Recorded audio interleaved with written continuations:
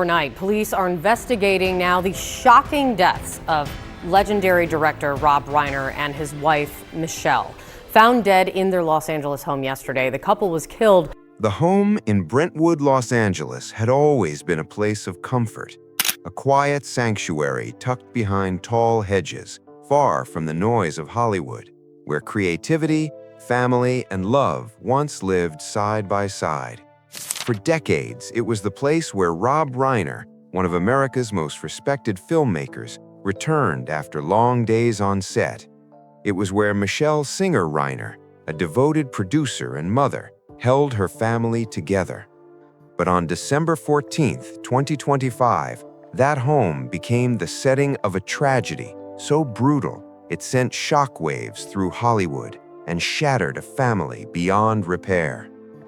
When police arrived that afternoon, nothing could have prepared them for what they would find. Rob Reiner and Michelle Reiner were discovered inside their bedroom, victims of a violent homicide. The news broke overnight. Headlines spread rapidly across CNN, ABC News, and NBC News. A legendary director, a beloved producer, gone in the most unthinkable way. But for their daughter, Tracy Reiner, the shock carried something darker than grief. It carried recognition. "I know it was him," Tracy said through tears in her first interview with ABC News. Her voice didn't carry anger, it carried devastation. Because deep down, Tracy already knew the warning signs had been there. She had seen them, she had felt them, and now they echoed back at her like a cruel reminder that danger had been closer than anyone wanted to admit. Just 1 week before the murders, Tracy had a conversation that would haunt her for the rest of her life. It happened in early December, inside the small guest house behind her parents' home in Brentwood.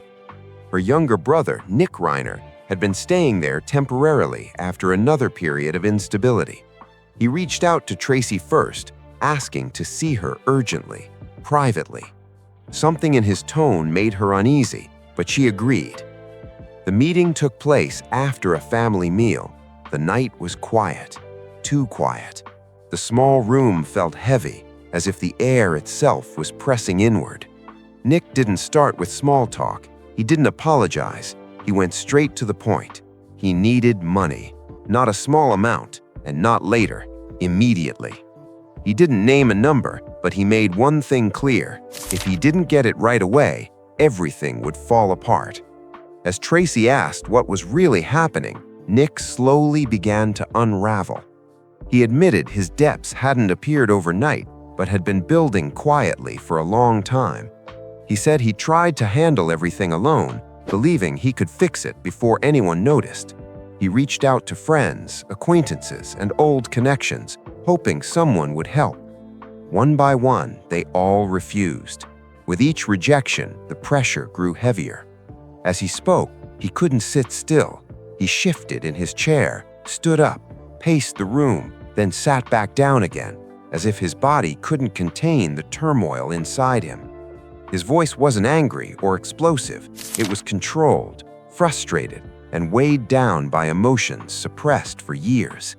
Then the conversation took a darker turn. Nick stopped talking about money and began talking about their parents. His tone changed, becoming cold and detached. He spoke of Rob Reiner and Michelle Reiner as people who had held control over his life for far too long.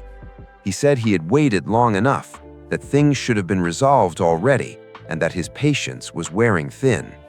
As Tracy noticed his hands clenching, his eyes darting, his speech swinging between rapid resentment and sudden silence, when he stepped closer and lowered his voice, fear surged. She made no accusations. Her instincts told her to leave. A phone call gave her an escape, but the unease lingered. When the devastating news broke on December 14th, 2025, everything made sense. Nick Reiner, son of Rob Reiner and grandson of Carl Reiner, had shown warning signs for years. Raised in Los Angeles, Nick later admitted his struggle began at 15. leading to drugs and repeated rehab stays across California. The cycle repeated for years: treatment, hope, relapse, return. Each time he came home, adjusting to ordinary life became harder. He grew easily irritated. Boundaries felt unbearable. In a 2016 NPR interview, Nick admitted he hated the feeling of being forced to settle down. Once he had fallen deep enough, even his family name couldn't save him. Then another addiction took hold: gambling. What began as casual betting slowly turned into a dangerous obsession. According to reports from Page 6 and CNN, Nick lost tens of thousands of dollars, and with every loss, he convinced himself that one more attempt would solve everything. He borrowed money, lied about how it would be used, and when confronted, reacted with anger and defensiveness, insisting no one understood his struggle. There were brief moments of stability. Around 2015, Nick worked with his father on the film Being Charlie, telling the press it was part of his recovery. The film's line about wanting to quiet the noise in his head mirrored his own reality. But the calm never lasted. Each relapse returned stronger, bringing deeper debt, resentment, and paranoia. Over time, the burden spread through the entire family. For decades, the Reiner home in Brentwood became a quiet battlefield of therapy appointments, sleepless nights, and desperate attempts by Rob Reiner and Michelle Singer Reiner to keep their son alive.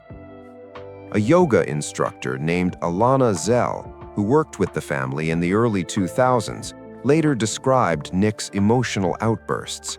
What stood out wasn't the shouting, it was how Rob and Michelle never walked away. They stayed, they waited, they endured. Even when experts disagreed, Rob Reiner and Michelle Reiner never abandoned Nick Reiner.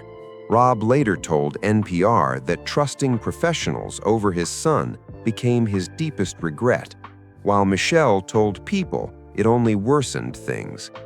By 2018, the family was fractured. Romy Reiner withdrew, Jake Reiner fell silent, and Tracy, Rob's adopted daughter from Penny Marshall, became the focus of Nick's growing resentment, fueled by money and mistrust. On the night of December 13, 2025, Rob Reiner and Michelle Singer Reiner attended Conan O'Brien's annual Christmas party. Nick was there too. According to guests cited by CNN, People, and Page 6, Nick stood alone for long stretches, detached from the celebration. He asked strange, repetitive questions. His eyes were tense, his focus scattered. At some point, a heated argument broke out between Nick and his father. No details were made public, but everyone present felt the shift. Something had crossed a line. Hours later, Rob and Michelle returned home. They never saw another morning. When Romy Reiner went to check on them the next afternoon after calls went unanswered, everything collapsed within minutes. She ran outside screaming for help. The LAPD arrived at approximately 3:40 p.m. The medical examiner later confirmed multiple sharp force injuries. The case was ruled a homicide. Nick was gone. Security cameras later captured him at a gas station near the University of Southern California, moving erratically, constantly looking around as if he were being watched. At 9:15 p.m., police detained Nick Reiner. 3 days later, he appeared at the Los Angeles Central Courthouse, charged with 2 serious counts and aggravating factors. His arraignment was scheduled for January 7, 2026. For Tracy, there was no relief, only unbearable grief. "I came from the greatest family ever," she told NBC News. Her words sounded less like a statement and more like a broken breath. Rob and Michelle weren't just parents, they were home, safety, unconditional love. They loved us with everything they had. Now, as legal proceedings continue, what remains is unbearable loss and the painful truth that the warning signs were always there. This tragedy didn't arrive suddenly. It was foretold. If this story moved you, like, share, and subscribe to keep these stories alive, because awareness, empathy, and remembrance truly matter.